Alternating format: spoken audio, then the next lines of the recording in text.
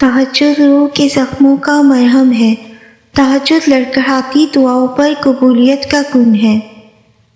اللہ آپ کا انتظار کر رہا ہے۔ یقین جانیے یہ درد کا ڈھیر، ان گنت آرزو، یہ تمہارے غم اور تمہاری ہر دعا کا جواب رات کی 1/3 حصے میں ملے گا۔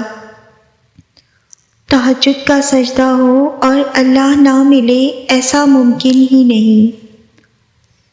تہجد اللہ پاک کی لاڈلی عبادت ہے۔ سوچو تہجد گزار اللہ پاک کا کتنا لاڈلا ہوگا۔ تہجد کے وقت اگر آنکھ کھلے تو سمجھ لو کہ بلاوا آسمان سے آیا ہے۔ تقدیر بدل جائے گی۔ راتوں کو اٹھ کر اللہ سے مانگو تو صحیح۔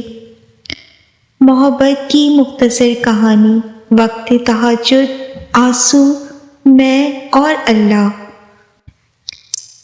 تہجد محبت کی تکمیل ہے، اللہ سے محبت کی تکمیل۔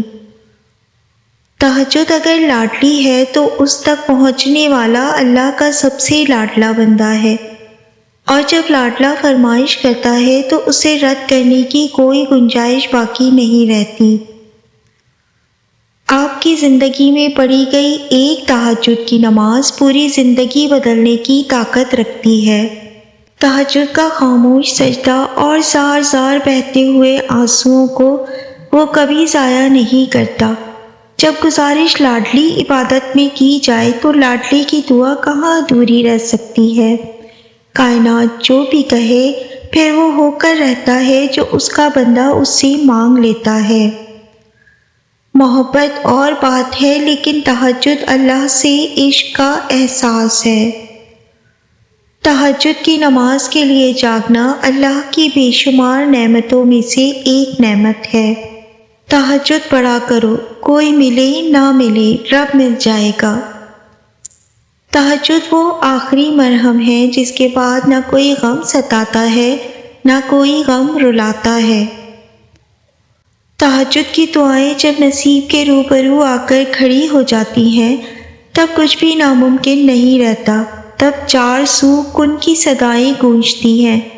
تہجد کا خاموش سجدہ اور زار زار بہتے ہوئے آنسو اللہ کبھی ضائع نہیں کرتا۔ پتہ ہے محبت کیا ہے؟ نماز سے کسی کو تہجد پہ لے آنا۔ تہجد تک تو اللہ لے کر جاتا ہے، کیونکہ تمہاری دعاؤں پہ کن فیکن کی مہر لگنی ہوتی ہے۔ تبھی تو کہتے ہیں تہجد تو سفر ہے کن سے فیکن تک کا۔ رات کے پہر جب ساری دنیا نیند کی آغوش میں ہو اور آپ اللہ کی عبادت میں مشغول ہوں، تہجد میں کی گئی دعا بند ہوئے سب دروازے کھول دیتی ہے۔ تہجد میں فرش پر کیا گیا سجدہ انسان کو عرش پر اللہ سے ملا دیتا ہے۔ یہ جو تہجد کی دعائیں ہوتی ہیں نا، قسمتوں کا رخ بدل دیتی ہیں۔ یوں ہی تو نہیں پا لیا تم نے تہجد کا سجدہ، کچھ تو ایسا ناممکن ہے جو ممکن ہونا ہوگا۔ تہجد محبت کی ایک کہانی ہے جو سرے عرش بیٹھ کر سنی جاتی ہے۔ تہجد پڑھنے والوں کے لیے تو اللہ غیب سے راستے نکالتا ہے۔ جن دعاؤں کی ابتدا تہجد سے ہو ان کی تعبیر بڑی کمال کی ہوتی ہے۔ اگر تمہاری دعائیں رد ہونی ہوتی تو تمہیں تہجد تک لایا ہی نہ جاتا۔ جس کہانی کی وجہ سے تم تہجد تک پہنچ جاؤ، اس کہانی کو اللہ پاک کیسے ادھوری چھوڑ سکتا ہے؟